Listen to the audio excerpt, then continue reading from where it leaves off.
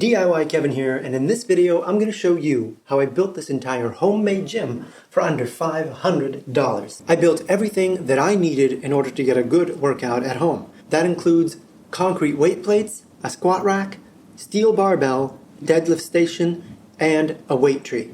Ever since the lockdown, I've transitioned all of my workouts to this home gym, and I've been able to do the 5 major compound movements without any problem. That includes the bench, overhead press, row, squats, and deadlifts. And of course, many other isolation exercises like bicep curls and tricep extensions. Every home gym needs some weight plates. But thanks to COVID, retail prices of weight plates have gone up to ridiculous amounts. So I built mine out of concrete. It's a very cheap material that you can get from any home hardware store. And I made 5 plate sizes just like they have in the commercial gyms. A 45, 35, 25, 10, and a 5-pound plate. And I already made a dedicated video showing you step by step how I made these concrete plates. If you're interested, check it out here. Here's a summary of that video. First, I show you how to make a mold made of plywood and aluminum flashing.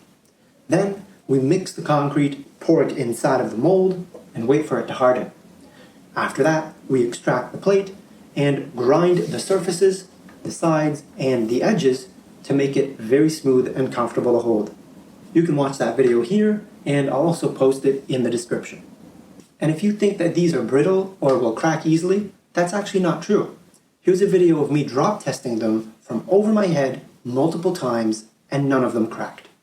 The squat rack is an invaluable piece of gym equipment that you should have in your home gym. And despite the name, you can do so much more than just squats on it, like bench press, overhead press, curls, and countless more. Before I built this one, I scoured the internet for squat rack designs with 2 criteria in mind: cheap and easy to build for a beginner like me. So I settled on this design. The main construction is made of 2x4s held together with wood glue and wood screws. All of these materials are very cheap, and you can build something like this for under $200. Another reason that I chose this squat rack design is because of the included safety pins.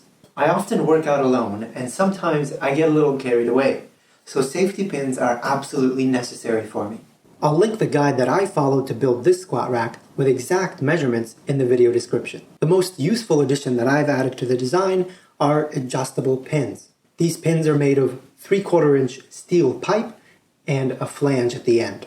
Then I simply drill the hole where I want the pins to sit. And to stop the pin from going all the way through the wood, I applied a 2x4 on the other side so that the pin would stop. I also added 2 plate holders on each side of the rack. You'll also notice that there's a stable platform at the bottom. This is simply 2 pieces of plywood fastened together. Folks, let's be honest. No home gym is complete without a barbell. I've comfortably loaded this DIY barbell with 300 pounds, and it's still straight. And that's because the shaft is made from 3/4 inch galvanized steel pipe. The sleeves are made by layering multiple sizes of PVC piping. And the final diameter comes out to about 2 inches. This means you can use your commercial weight plates on this barbell as well as the concrete ones if you decide to make them. A deadlifting platform is easy to make, and it's a great addition in a home gym. This platform is 4 by 8 feet.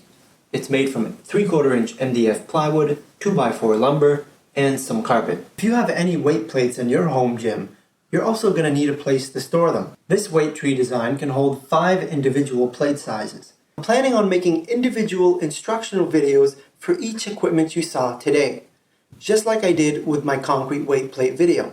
So please let me know which equipment you want to see covered in the next video in the form of a comment below, and subscribe to the channel for more DIY gym content. I'll see you next time.